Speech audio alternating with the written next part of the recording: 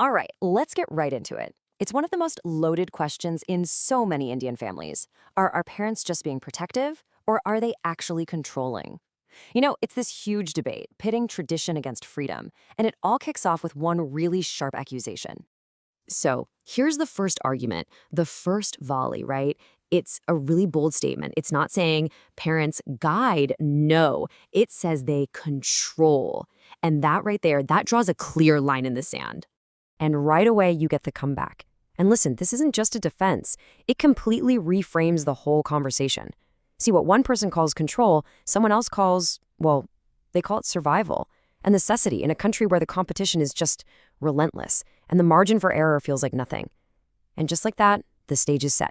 So, this really brings us to our first big clash of ideas. Where does this control actually come from? Is it born from genuine experience, or is it just fear wearing a different mask? Okay, so on one side, you've got the argument that, hey, parents have lived life. They have wisdom you just can't buy.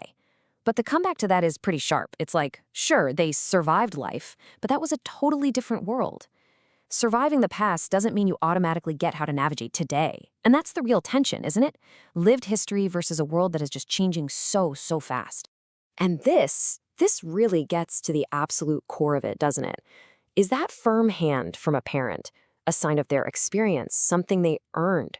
Or is it just fear, a projection of all their own anxieties about what could go wrong? It's the exact same action, but the interpretations are polar opposites. So, if we follow that line of thinking, you end up in two very different places. From one point of view, that fear is a shield, right? It keeps the family safe. But from the other side, that same shield starts to look a lot like a cage, something that keeps kids from ever really growing up and becoming independent. Okay, so what is the actual result of all this control? Is the goal safety and discipline? What's actually being achieved? Or is it creating something else, something totally different? Well, from the parental perspective, a strict approach builds discipline, and discipline, of course, is seen as the key to success. But the counterargument is, hold on, that's not discipline. They'd say it's just compliance. It's teaching someone to do what they're told, no questions asked, without building any of that internal strength. And this is where you really see the long-term stakes. The goal, the intended goal, is success, a good life. But the consequence, well, the other side would say the consequence is creating an adult who is just paralyzed by choice, terrified of making a decision because, well, they've never had to. So the justification you always hear is, well, it's better than just reckless freedom, right? Anything is better than that chaos. But the reality, according to the other side, is a different kind of tragedy. You end up with adults who are perfectly capable, but they can't make a move without asking for permission first. They're still psychologically tethered.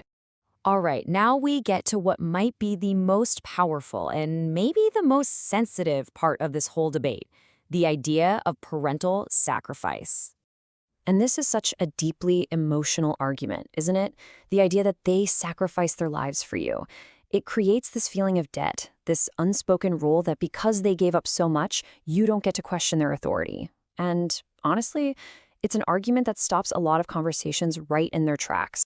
But then you have the direct challenge to that, the idea that, yes, they sacrificed, but sacrifice does not equal control.